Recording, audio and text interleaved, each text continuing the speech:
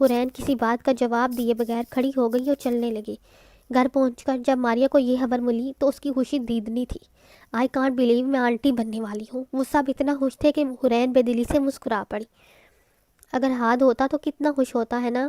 حورین کی بات پہ سب پہ اداسی چھا گئی۔ تم پریشان کیوں ہوتی ہو؟ وہ ابھی بھی خوش ہی ہوگا۔ زرار اور عمر اس کی خبر گیری کرنے آئے تھے اور اب یہ خبر سن کر وہیں بیٹھ گئے۔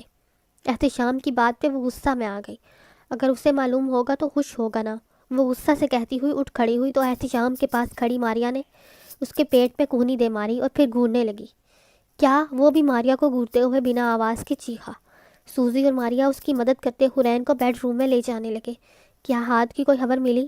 احتشام ان دونوں سے پوچھنے لگا تو زرار نے عمر کو دیکھا اور پھر وہیں انکار میں سر ہلا دیا۔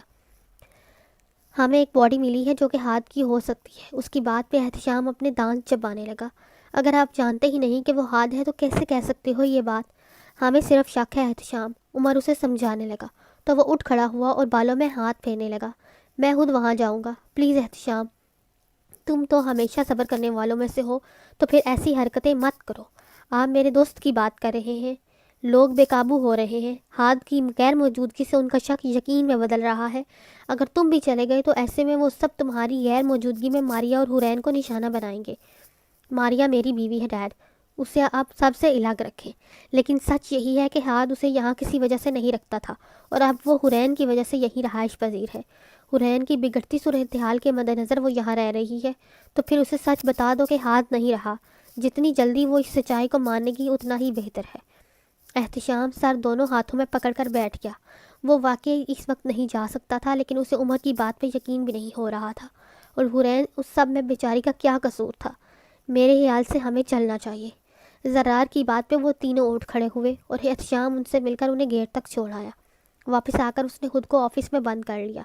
رات کا وقت تھا اور وہ باغیچہ میں تھی، گازیبو میں بنے جھولے پر بیٹھی اسے جھول رہی تھی۔ ہاتھ کے بغیر اس کا باغیچہ بھی کتنا سنسان ہو گیا تھا۔ کب آنکھوں سے آنسو بہنے شروع ہوئے وہ محسوس نہ کر پائی۔ تھوڑی اور گردن تار ہو چکی تھی۔ وہ ہر بار وعدہ کرتی تھی کہ اب نہیں روئے گی لیکن پھر رونے لگتی تھی۔ ابھی بھی وہ خود کو ہاتھ کے ساتھ باغیچہ میں کام کرتی دیکھ رہی تھی۔ آخری بار وہ جب اس کی مدد کر رہی تھی تو اس پہ کوئی کیڑا چڑھ گیا تھا۔ وہ اسے یاد کر کے ہنسنے لگی اور پھر دوبارہ رونے لگی۔ زندگی کی چاہت نہیں تھی لیکن اب وہ کسی اور کی جان کی ذمہ دار تھی۔ زندگی نے اس کے ساتھ دھوکہ کیا تھا۔ پیدا ہوتے ہی ماں چھین لی، باپ کے ہوتے بھی اس کا پیار نہ ملا۔ ماں جیسی حالہ اسے منحوس سمجھتی تھی، پھر 14 سال کی عمر میں اس سے اس کا وجود بھی چھین لیا گیا۔ جس شخص نے اس کی پہچان کروائی اب وہ بھی بہت دور چلا گیا تھا۔ شاید اگر وہ پریگننٹ نہ ہوتی تو کوئی انتہائی قدم اٹھا لیتی۔ کمزور ٹوٹے ہوئے لوگ ایسا ہی تو کرتے ہیں۔ شاید وہ واقعی منحوس تھی، جس کی زندگی میں داخل ہوتی تو تباہ ہی کر دیتی۔ وہ اپنے ہاتھوں سے چہرہ رگڑنے لگی جسے اس سے خود کو مٹا دے گی۔ جب چہرہ سرخ ہو گیا اور جلن کرنے لگا تو وہ اٹھ کھڑی ہوئی اور اندھیرے میں اندر کی طرف چال دی۔ اس کے انتظار میں دوسرا ہفتہ بھی گزر گیا تھا۔ وہ بمشکل کھاتی پیتی تو تھی لیکن طبیعت مسلسل گر رہی تھی۔ اس کی وجہ سے سب ہی پریشان تھے۔ اب تو احتشام کو بھی شک ہونے لگا تھا کہ کہیں واقعی ہاتھ بلاسٹ میں مر تو نہیں گیا۔ کئی رات وہ مسلسل جاگتا رہتا اور آج ہال میں بیٹھے بیٹھے ہی آنکھ لگ گئی۔ سوزی کام سے فارغ ہو کر اپنے کمرے میں جانے لگی تو احتشام کی نیند میں ڈوبے وجود پہ نظر پڑی۔ اس کے لیے چادر لائی اور اوپر پھیلا دی۔ جب احتشام کی آنکھ کھلی اور آنکھیں مسلنے لگا۔ کیا وقت ہو گیا ہے؟ صوفے سے ٹیک لگاتا پوچھنے لگا۔ ابھی تو بس 11:30 ہوئے ہیں، سوزی اسے کہتے صوفے پہ کچھ فاصلے پہ بیٹھ گئی۔ حورین کیسی ہے؟ ان کی حالت ٹھیک نہیں، مشکل سے جو کھاتی ہے وہ الٹی کر دیتی ہے۔ مجھے سمجھ نہیں آ رہا کیا کروں سوزی، وہ مجھے بہت مشکل حالت میں چھوڑ گیا ہے۔ حورین کو کیسے سنبھالا جائے، تم ہی کچھ بتاؤ۔ اس کی بات پہ وہ ہونٹ چبانے لگی۔ انہیں کسی مضبوط سہارے کی ضرورت ہے۔ ہاں تو ہم سب ہیں نا اس کے پاس۔ وہ سر نفی میں ہلانے لگی۔ نہیں، آپ سمجھ رہے کچھ دیر وہ خاموش رہی اور پھر اس کی طرف رخ کر کے بیٹھ گئی۔ آپ کا بھائی ربات، وہ انہیں پسند کرتا ہے نا؟ اس کی بات پہ احتشام کی پیشانی پہ بل پڑ گئی۔ ہاں تو اگر وہ ابھی بھی انہیں پسند کرتے ہیں تو؟ اس کا اشارہ سمجھ کر وہ کھڑا ہو گیا۔ یہ تم کیسی باتیں کر رہی ہو؟ وہ شادی شدہ ہے، ہو سکتا ہے ہاتھ واقعی مار گیا ہو۔ اگر ایسا بھی ہوا تو بھی 6 ماہ تک کچھ نہیں کیا جا سکتا۔ سوزی اس کی بات سمجھ تو نہیں پائی لیکن پھر خاموش ہو گئی۔ احتشام، ہاں کیا آپ سے میں ایک بات پوچھوں؟ کہو، آپ کے ماں باپ کے ساتھ کیا ہوا؟ وہ کب سے یہ جاننا چاہتی تھی، آج موقع ملا تو پوچھ لیا۔ اس کے سوال پہ احتشام کی رگیں تن گئی تھیں اور وہ سرخ آنکھوں سے اسے دیکھنے لگا۔ سوزی اس کے تاثرات سے خوفزدہ ہو کر اٹھنے لگی تو احتشام نے اس کی کلائی مضبوطی سے تھام لی۔ تم نے مجھ سے یہ سوال کیوں کیا؟ وہ پہلی بار احتشام کو اس طرح دیکھ رہی تھی۔ احتشام صاحب مجھے چھوڑ دیں پلیز، مجھے درد ہو رہا ہے۔ اس کی بات پہ احتشام نے اس کی بازو مزید زور سے دبائی۔ بتاؤ کیوں کیا یہ سوال؟ وہ حاج صاحب نے پوچھنے کا کہا تھا۔ اس کی بات سے احتشام نے سوزی کی کلائی جھٹکے سے چھوڑی اور گہرا سانس بھرنے لگا، جبکہ وہ اپنی سرخ پڑتی بازو دیکھنے لگی۔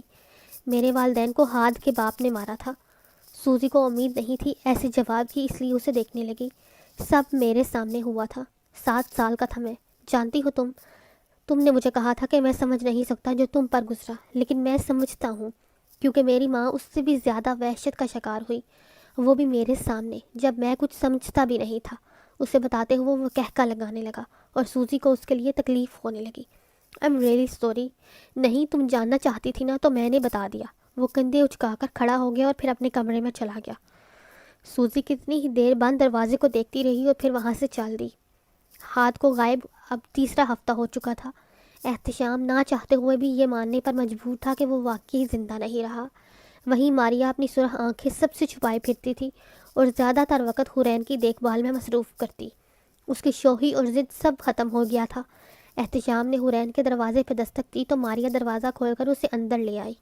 گلاب اور سندل سے مہکنے والے کمرے میں اب بیماری اور الٹیوں کی بدبو پھیلی ہوئی تھی۔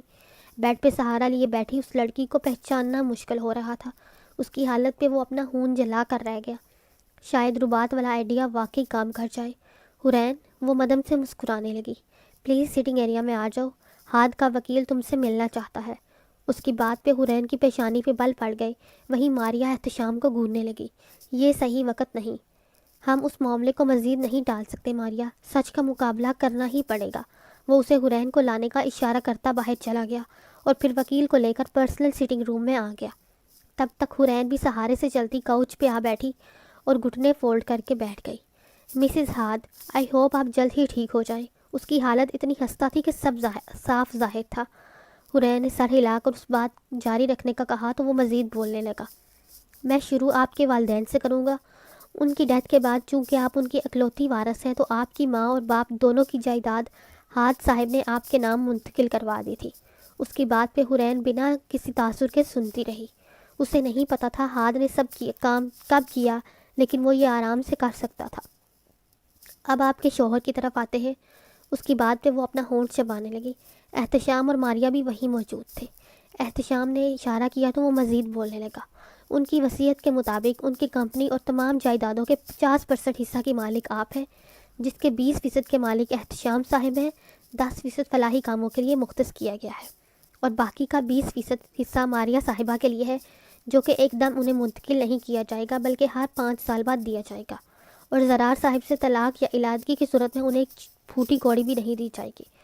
حورین جو کب سے یہ بکواس سن رہی تھی اب بیزار ہونے لگی۔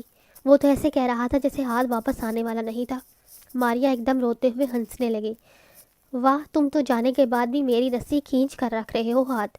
حورین مزید نہیں رک سکتی تھی اس لیے کھڑی ہو گئی۔ مسز ہاتھ، آپ پراپرٹی کو بیچنا چاہتی ہیں، یاد رکھنا۔ اس نے تلخی سے اس وکیل کو دیکھا اور پھر احتشام کو دیکھ کر کہنے لگی، جو تم چاہو کرو۔ ابھی اس نے ایک قدم اٹھایا جب وکیل دوبارہ بولا، اور آپ کے والدین کی؟ اسے ڈونیٹ کر دے، حورین نے بنا روکے کہا، لیکن وہ تو کروڑوں بلکہ اربوں روپے ملکیت کی جائیداد ہے۔ وہ ہکلاتے ہوئے پوچھنے لگا، جس پہ حورین بنا کوئی جواب دیے کمرے میں قید ہو گئی۔ اس وصیت والی بات کے بعد اس کی مزید حالت بگڑی تھی اور اب وہ ہاسپٹل میں تھی۔ احتشام، ماریا اور سوزی کے ساتھ زرار بھی وہاں موجود تھا۔ سب پریشان تھے۔ زرار اور عمر کے بیچ لگاتار تلخ کلامی ہو رہی تھی۔ ماریا کسی شبہ کے تحت ان کے قریب ہو گئی تو وہ دونوں خاموش ہو گئے۔ زرار اسے تھامتا وہاں سے واپس لے آیا۔ تم کیا بات کر رہے تھے؟ اس کے بگڑتے تاثرات دیکھ کر وہ پوچھنے لگی، جس پہ اس نے سر ہلا دیا لیکن بولا کچھ نہیں۔ وہ مزید سوال کرتی اس سے پہلے ڈاکٹر آ گئی تو وہ اس طرف چلی گئی۔ کیا ہوا حورین کو؟ وہ بے قراری سے پوچھنے لگی۔ احتشام اور سوزی بھی وہاں آ گئے۔ مجھے بے حد افسوس ہے لیکن ان کا مس کیریج ہو گیا ہے۔ ڈاکٹر کی بات پہ وہ سب اپنی جگہ ساکت ہو گئے تھے۔ کوئی بھی بول نہیں پا رہا تھا۔ زرار غصے سے پلٹتا اپنے باپ کو گھورتا وہاں سے چلا گیا۔ اور حورین؟ احتشام ہمت کر کے پوچھنے لگا۔ وہ خطرے سے باہر ہیں لیکن حالت نازک ہے. ہم مزید انہیں 24 گھنٹے کے لیے ICU میں رکھیں گے. وہ ماریا کا کندھا تھپتھپاتی چلی گئی اور وہیں ڈھسی گئی. کئی دن ہاسپٹل میں گزارنے کے بعد وہ واپس آ گئی تھی. زندہ رہنے کا تو اب کوئی جواز نہ رہا تھا. ماریا اور سوزی میں سے کوئی نہ کوئی ہر وقت اس کے ساتھ رہتا. شاید ربات کو احتشام خبر دے چکا تھا. اس نے کئی بار حرین سے بات کرنا چاہی لیکن حرین نے ہر بار انکار کر دیا. ہال میں بیٹھی وہ اپنی ہتھیلیوں میں ناخن چبا رہی تھی. خون ہتھیلیوں سے رسنے لگا. اسے اپنے آپ ان سب پہ بوجھ سا لگنے لگا تھا. ہر کوئی، یہاں تک ماریا بھی بہت احتیاط سے بات کرتی کہ کہیں کوئی بات اس کا دل نہ دکھا دے. احتشام نے اس کا دل اسٹڈی کی طرف موڑنا چاہا لیکن اس نے مزید پڑھنے سے بھی انکار کر دیا. ہر چیز، ہر سوچ تکلیف دہ تھی. اس گھر میں ہر جگہ اسے بس خاد دکھتا تھا اور اب اس کا وہاں سانس بند ہونے لگا تھا. وہ جگہ جہاں وہ کبھی خود کو دنیا میں سب سے زیادہ محفوظ محسوس کرتی تھی، وہ جگہ اب اسے کھانے کو دوڑتی تھی. ماریا نے اس کے کمرے میں سونا شروع کر دیا تھا. اس کی ذہنی حالت پہ سب کو شک ہونے لگا تھا.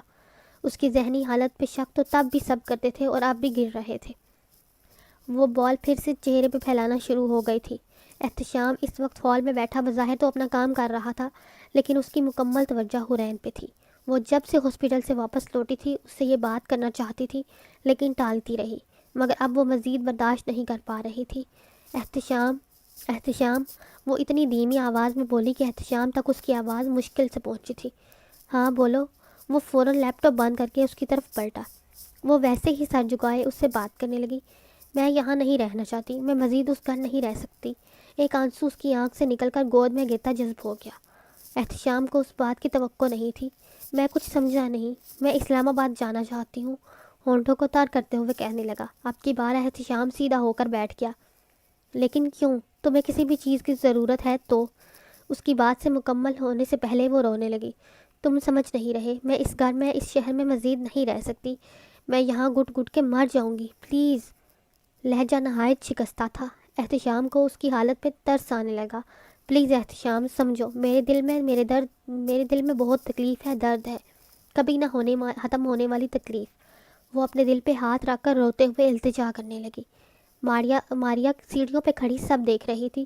جہاں میں ہر وقت اس کو دیکھتی ہوں پر کبھی قریب نہیں جا سکتی، ہر وقت سنتی ہوں پر چھو نہیں سکتی. مجھے یہاں سے دور جانا ہے ورنہ یہ تکلیف میرے سانس روک لے گی. پلیز. وہ روتے ہوئے اس کے پیروں میں آ بیٹھی. حرین اٹھو. یہ کیا کر رہی ہو؟ پلیز مجھے جانے دو یہاں سے، پلیز. احتشام مدد طلب آنکھوں سے ماریا کو دیکھنے لگا جس پہ وہ اسبات میں سر ہلانے لگی. وہ جگہ اور ہاتھ کی یادیں واقعی اس کی جان لے لیتی. ٹھیک ہے تم پلیز رونا تو بند کرو. وہ اسے خاموش کرواتا ہوا کہنے لگا. اس کی صحت اور اعصاب میں آتی کمزوری سے ہر کوئی واقف تھا. اتنے چھوٹے عرصے میں اس نے اپنا شوہر اور اس کی آخری نشانی بھی کھو دی تھی. شوہر بھی وہ جو اس کی کل کائنات تھا، تو حرین کا بکھرنا جائز تھا. ماریا حرین کے ساتھ ہی اسلام آباد آئی تھی. انہوں نے فیصلہ کیا تھا شاید جگہ بدلنے سے واقعی اس کی صحت میں کوئی بہتری آ جائے. 3 کمروں، 1 کچن اور 2 واش روم پہ مشتمل وہ چھوٹا سا گھر ہاتھ کی ملکیت تھا. 2 گارڈز اس گھر کے باہر اس کی حفاظت کے لیے چنے گئے. ہاتھ کی ایک پرانی ورکر کو وہاں اس کی رہائش کا بندوبست کرنے کا بھیجا گیا. حرین ماریا کے ساتھ جیسے ہی اس گھر میں داخل ہوئی، ایک عورت ان کے پاس آ کر اپنا تعارف کروانے لگی. سلام، میں سدرا ہوں. احتشام صاحب کے کہے کے مطابق سب کچھ میں نے تیار کر دیا ہے. شاید وہ اس کے لیے ملازمہ بیچی گئی تھی، لیکن جس بات پہ وہ چونکی وہ اس عورت کا چہرہ تھا. اس کا چہرہ ایک طرف سے بری طرح جلا ہوا تھا، جیسے کسی نے تیزاب پھینک کر جلا دیا ہو. بے اختیار اس کا ہاتھ اپنا چہرہ کی طرف اٹھا تھا. وہ اسے سلام کا جواب دیتی ماریا کے ساتھ کمرے میں چلی گئی. کمرہ اس کے اور ہاتھ کے کمرے جتنا نہیں تھا لیکن کافی اچھے سے سجایا گیا تھا. ڈبل بیڈ کے ساتھ ہی کھڑکی تھی جو باہر کی طرف کھلتی تھی. ایک صوفہ، ڈریسنگ ٹیبل اور اٹیچ باتھ روم. وہ عورت کون ہے ماریا؟ اس کا سامان کبٹ میں لگاتی ماریا سے پوچھنے لگی. مجھے نہیں پتا، میں تو اس سے پہلی بار ملی ہوں. وہ لاپرواہی سے کہنے لگی اور پھر سے کپڑے سیٹ کرنے لگی. تو حرین نے ٹھنڈی آ بڑھی. اگلے 1 ہفتہ ماریا اس کے ساتھ ہر وقت چپکی رہتی. سدرا کافی اچھی تھی. وہ دونوں اسے زبردستی کھلاتی پلاتی رہتی. اسے کبھی اس طرح کی توجہ کی عادت نہیں تھی. ماریا تم واپس جاؤ گی؟ فلم دیکھتی ہوئی ماریا سے پوچھنے لگی. کیوں؟ کیا تمہیں میں اچھی نہیں لگتی؟ وہ شکل بنا کر کہنے لگی تو حرین مسکرا پڑی. تم ڈرو نہیں، میں بہت بزدل ہوں. خود کو کچھ نہیں کر سکتی ورنہ تبھی کر لیتی جب میرے چہرے کا یہ حال ہوا. جب میرا بیبی. وہ جملہ مکمل نہیں کر پائی تو لمبے لمبے سانس لینے لگی. پھر کچھ وقت کے توقف سے کہنے لگی تم پلیز واپس چلی جاؤ، مجھے اکیلے رہنا ہے. اس کی بات سمجھتے ہوئے وہ سر ہلانے لگی تو حورین اٹھ کر اپنے کمرے میں چلی گئی۔ 2 دن بعد ماریا واپس تو چلی گئی، لیکن اس کا ایڈمیشن ایک آرٹس کلب میں کروا گئی۔ اس نے حورین کی بنائی ہوئی پینٹنگ دیکھی تھی جو آج بھی ہال اور اس کے کمرے میں سجی ہوئی تھی۔ وہ سمجھ نہیں پائی تھی کہ اتنا ٹیلنٹ ہوتے ہوئے بھی وہ اکنامکس میں گریجویٹ کیوں کر رہی ہے، لیکن اس وقت اس نے یہ قدم صرف حورین کی بہتری کے لیے اٹھایا تھا۔ ماریا کے جانے کے بعد اس نے پھر سے کھانا پینا بند کر دیا اور بس کمرے میں پڑی رہتی۔ پہلے تو سدرا خاموش رہی، پھر اس کے کمرے میں ڈش سجا کر لے آئی۔ اٹھیں، آپ کے لیے کھانا لائی ہوں۔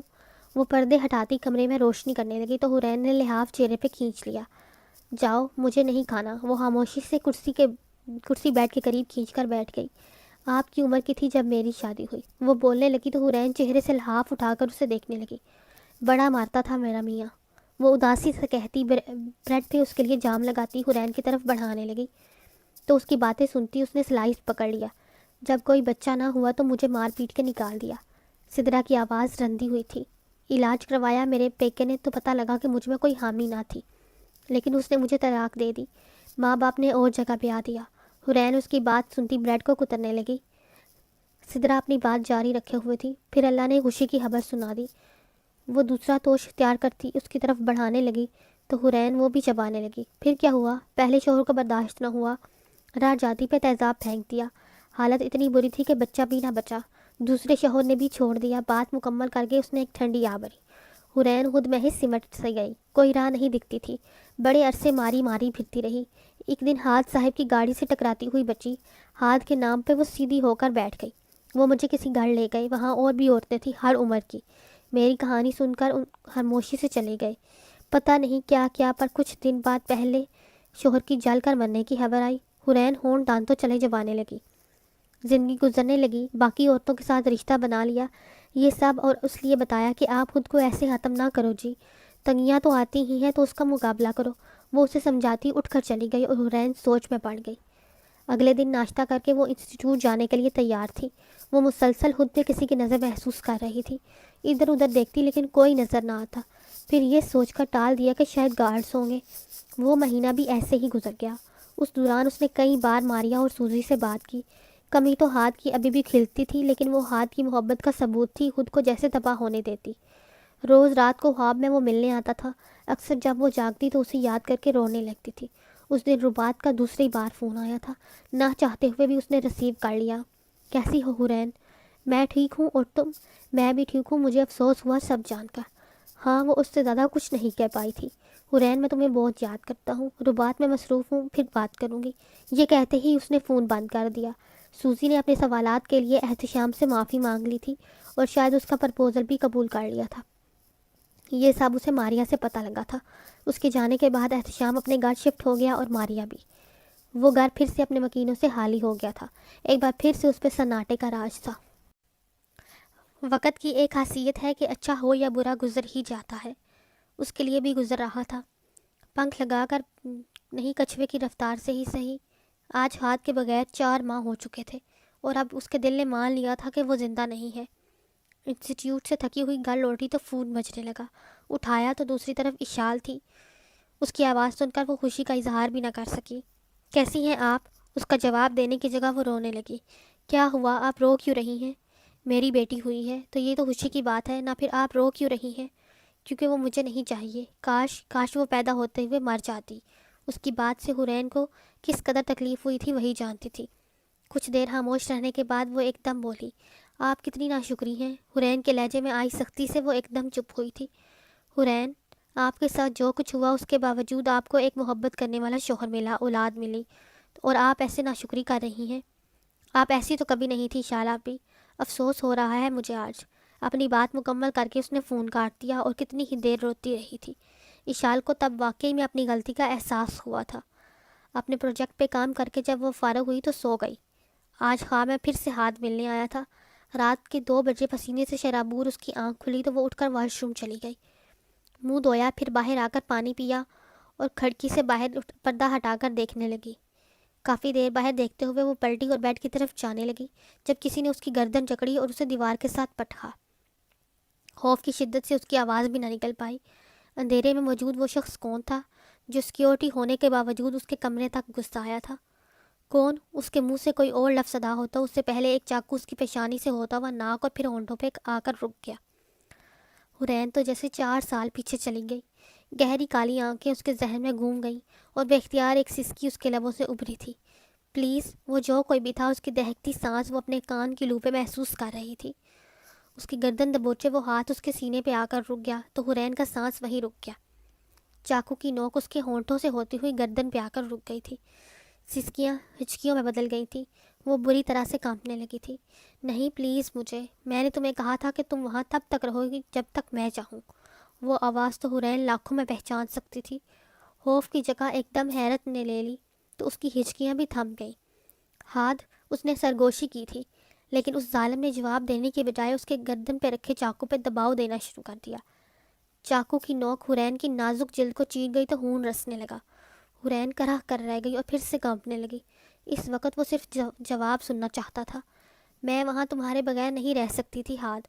اس کا جواب ایک چیخ کی صورت میں نکلا تھا۔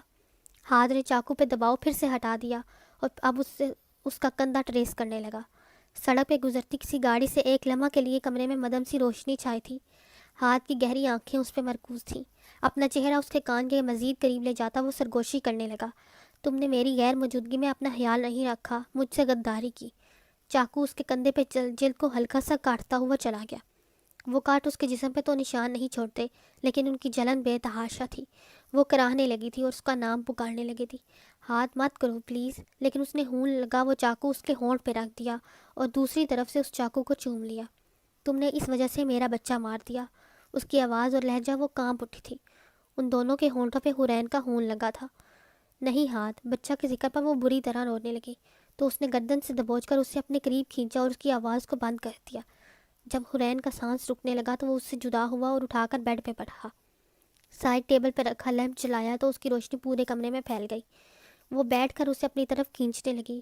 مجھے معاف کر دو پلیز، اس سے چپکی وہ بری طرح رو رہی تھی۔ اگر تم اپنا خیال رکھتی تو ایسا نہیں ہوتا۔ پہلے کا غصہ اب کہیں بھی نہیں تھا۔ ہاتھ، میں بہت ٹوٹ گئی تھی، مجھے لگا تم مجھے اکیلا چھوڑ گئے ہو۔ اس نے سر اٹھا کر اس کی طرف دیکھا اور پھر سے چہرہ اس کے سینے میں چھپا لیا۔ 4 مہینے کی دکھ، ساری تکلیفیں، سب کچھ جیسے پھر سے لوٹا تھا، لیکن ایک آخری بار اس نے جھک کر حورین کے سر کا بوسہ لیا۔ زرار، میجر، عمر سب کہہ رہے تھے تم کھو گئے ہو۔ روتے ہوئے وہ اس کی مہک خود میں اتارنے لگی۔ حورین کو لگا جیسے ساری خوشیاں اسے لوٹا دی گئی ہوں۔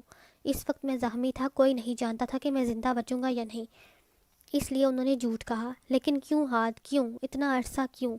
حورین میرے بہت دشمن ہیں، حتیٰ کہ آرمی کے بھی کئی افسران مجھے مردہ دیکھنا چاہتے ہیں، اسی لیے عمر نے اس بات کو خفیہ رکھا۔ لیکن تم اپنی یہ حالت کر لو گی، اس پہ مجھے بہت دکھ ہوا۔ تم واپس کب لوٹے؟ وہ اس کے چہرے کو اپنی انگلیوں کی پوروں سے چھوتے ہوئے کہنے لگا، جہاں اس کے کان کی لو سے رخسار کے بیچ تک کاٹے جانے کا نشان تھا۔ مجھے تم پہ نظر رکھتے ہوئے 1 ہفتہ ہو گیا۔ اس سے پہلے میں کراچی میں بگڑے ہوئے لوگ سنبھال رہا تھا۔ حورین تو 1 ہفتہ پہ اٹک گئی تھی۔ تم 1 ہفتہ سے یہاں ہو اور مجھے بتانا نہیں سمجھا۔ وہ اس سے کھسک کے دور ہوئی تو ہاتھ نے اسے کمر سے واپس کھینچا۔ ہاں تو ہاتھ، وہ غصے سے چلائی تو اس نے حورین کو دوبارہ چپ کروا دیا۔ باقی کی رات وہ سکون سے سوئی تھی۔ جب آنکھ کھلی تو وہ سگریٹ کے کش لگا رہا تھا۔ حورین کی نظر اس کے سینے پہ نشان پہ گئی۔ ایسا لگتا تھا جیسے کوئی جانور اس کا گوشت نوچ کر لے گیا ہو۔ وہ کتنی تکلیف میں رہا ہوگا، یہ سوچ کر وہ کانپ اٹھی۔ ہاتھ اٹھ بیٹھا اور شرٹ پہننے لگا۔ تیار ہو جاؤ، ہم کراچی کے لیے نکل رہے ہیں۔ آج نہیں، ابھی۔ اس نے حورین کو کھینچ کر اٹھایا اور پھر اس کا پھولا ہوا منہ دیکھ کر مسکرا پڑا۔ اس کی ناک کو کھینچ کر وہ کمرے سے باہر نکل گیا تو وہ بھی فریش ہونے بھاگ گئی۔ آج کتنے دنوں بعد اس کی بھوک چمکی تھی۔ اسے ناشتے کے بعد جب وہ دوبارہ دونوں باہر نکلے تو اس وقت کافی زور سے بارش ہو رہی تھی۔ حورین نے واپس پلٹنا چاہا پر اس نے اسے واپس کھینچ لیا۔ ہاتھ، میں بھیگ جاؤں گی۔ وہ مزید کوئی بات کہتی اس سے پہلے ہاتھ نے اسے اٹھا لیا۔ حورین بری طرح چیخنے لگی تو وہ کہکا لگا اٹھا اور پھر اسے ہوا میں بلند کیے گھومنے لگا۔ کچھ دیر بعد وہ بھی اس کے ساتھ ہنس رہی تھی۔ جب وہ رکا تو دونوں ہاتھوں سے ہاتھ کا چہرہ تھام لیا۔ میں نے تمہیں بہت مس کیا۔ میں نے بھی ڈارلنگ۔ حورین اپنا چہرہ ہونٹ چبانے لگی اور پھر اپنے گیلے ہونٹ اس کی پیشانی پہ رکھ دیے۔ اپنی پیشانی اس کی پیشانی سے ٹکا کر اس کا چہرہ دیکھنے لگی۔ ہاتھ بھی اس کی آنکھوں میں جھانکنا اس کے اقرار کا طلبگار تھا۔ میں تم سے بہت محبت کرتی ہوں ہاتھ۔ ہاتھ نے اس کا اقرار سن کر آنکھیں بند کر لی۔ جب دوبارہ کھولی تو وہ جذبات کو لو دیتی تھی۔ پھر سے کہو ہاتھ مرزا، میں تم سے بے پناہ محبت کرتی ہوں، جس کی کوئی حد نہیں، جس کے کوئی قانون نہیں، جس کی فنا میں بھی بقا ہے۔ وہ اس کے ہونٹوں کو چھوتی کہہ رہی تھی، جس کی آگ میں جھلسنے کو تیار ہوں۔ اب اپنی پوروں سے اس کی آنکھیں چھونے لگا، جو تم پہ ختم اور تم سے شروع۔ ہاتھ نے اسے زمین پہ اتارا اور خود میں بڑھ لیا۔ دونوں بارش میں بھیگتے ایک دوسرے سے اپنی محبت کا اقرار کر رہے تھے۔ جیسے ہی دونوں واپس پہنچے تو ان کے ساتھ ساتھ جیسے وہ گھر بھی خوشیاں منا رہا ہو۔ ماریا، زرار، احتشام، سوزی سب ہی وہاں موجود تھے۔ حرین کو لے کر جب وہ اندر داخل ہوا تو سب سے پہلے ماریا اس کی طرف بھاگتی آئی اور گلے لگا لیا۔ ہاتھ نے اس کے سر پہ بوسہ دیا تو وہ نم آنکھوں سے اسے دیکھنے لگی۔ پھر ہاتھ خود پہ قابو پا کر اسے دیکھنے لگا۔ پہلے کیا تم کم خوفناک تھے؟ یہ جو چہرے پہ کٹ لگوا لیا، سوٹ کر رہا ہے ویسے۔ احتشام اسے ہٹاتا اب خود ملنے لگا تو وہ دونوں ایک دوسرے کا کندھا تھپ تھپانے لگے۔ حرین کو تو دانت ہی اندر نہیں جا رہے تھے۔ تم یہاں کیا کر رہے ہو؟ وہ زرار کو گھورتا کہنے لگا۔ تم نے میری ڈیڈ کی ساری پراپرٹیز جلا دی اور مجھ سے پوچھ رہے ہو؟ شکر کرو تم دونوں زندہ ہو۔ جواب ماریا کی طرف سے آیا۔ تم سے تو میں بعد میں نپٹوں گا ماریا۔ یہ لڑکی میرے گھر کا سارا فرنیچر توڑ کر آئی ہے، شکر کرو تمہیں نہیں توڑا۔ جواب پھر سے ماریا کی طرف سے آیا تھا۔ وہ اپنی بحث شروع کرتے اس سے پہلے ہاتھ داڑا تھا۔ نکلو میرے گھر سے۔ آدھی رات کا وقت تھا جب وہ جاگی۔ وہ کمرے میں اکیلی تھی۔ کھڑکی سے مدھم سی روشنی کمرے میں آ رہی تھی۔ وہ اٹھ کر اس طرف چلی گئی جب اس نے باغیچہ میں ہاتھ کو چھوٹی چھوٹی لائٹس کے بیچ پایا۔ وہ ٹمٹماتی روشنی ادھر سے ادھر ہل رہی تھی۔ ایک ایسی ہی ٹمٹماتی روشنی اڑتی ہوئی کھڑکی کے سامنے آ گئی۔ جگنو! وہ ایک دم چیخی اور پھر ننگے پاؤں باہر بھاگی۔ اگلا سانس اس نے باغیچہ میں آ کر ہی لیا تھا۔ گلاب، رات کی رانی اور دوسرے پھولوں کی خوشبو نے اسے گھیر لیا تھا۔ ہاتھ باغیچہ کے بیچ کھڑا اسے دیکھ رہا تھا۔ اندھیرے میں جگمگاتے وہ جگنو اس جگہ کو مزید حسین کر رہے تھے۔ حرین سر گھماتی ادھر ادھر دیکھنے لگی تو ہاتھ نے اسے متوجہ کیا۔ مسز ہاتھ میرے ساتھ ڈانس کریں گی؟ اس کی بات پہ وہ مسکرا اٹھی اور ہاتھ کی طرف بڑھ گئی۔ اپنا ہاتھ اس کے ہاتھ میں دیتی اسے سوال کرنے لگی، تم نے یہ سب کب کیا؟ اسے خاموش کروا کر اس نے پاکٹ سے چھوٹا سا ریموٹ نکالا اور بٹن دباتے ہی ایک سائڈ پہ سیٹ کیا میوزک سسٹم چل پڑا۔ ناٹ بیڈ، حرین اسے دیکھتے ہوئے کہنے لگی تو ہاتھ نے اسے جھٹکے سے قریب کیا۔ حرین کو گول گول گھماتے ہوئے دونوں نے اپنے آپ کو قریب کیا تو حرین کو لگا جیسے وہ گانا خاص انہی کے لیے بنا ہو۔ ہاتھ نے اسے اپنی باہوں میں بھر لیا تو بیونسی کی آواز جیسے حرین کے دل کی ترجمانی کرنے لگی۔ حرین نے سر اس کے کندھے سے ٹکا کر آنکھیں بند کر لیں اور اس کی لیڈ پہ جھومتی رہی۔ آخری فقرات وہ دونوں دہرانے لگے تو ان دونوں میں کہہ فضا میں بلند تھے۔ کتنے مکمل تھے وہ دونوں ایک ساتھ، اتنے الگ پھر بھی ایک دوسرے کو مکمل کرنے والے۔ ہاتھ نے اس کی پیشانی کا بوسہ لیا اور پھر سے اس کا سر اپنے کندھے پہ رکھ لیا۔ اس کے ساتھ حرین کی دنیا مکمل تھی اور حرین کے ساتھ ہاتھ کی۔